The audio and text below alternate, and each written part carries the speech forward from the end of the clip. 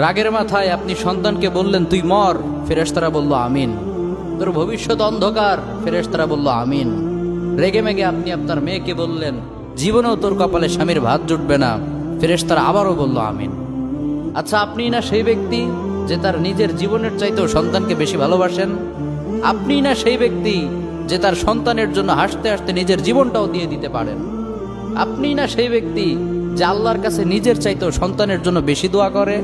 তাহলে কি করে নিজের হাতে নিজের সন্তানের এত বড় ক্ষতি করতে পারলেন? Doesn't make any sense. Common sense বলতে কিচ্ছু নাই আপনাদের? আপনারা কি জানেন না আপনাদের রাগের মাথায় বদদোয়া করাগুলো ফেরেশতারা আমিন বলে? দাওয়াতুল ওয়ালিদ আলা ওয়ালাদি, বাবা মা তার সন্তানের জন্য যেই দোয়া করে সেটা ভালো হোক কিংবা বদদোয়া হোক, আল্লাহ সেটাই কবুল করে নেয়। এজন্য খবরদার, নেভার কার্স ইউর চিলড্রেন। রাগের মাথায় কখনো সন্তানকে অভিশাপ করবেন না। খুব বেশি রাগ উঠে গেলে তার জন্য উল্টা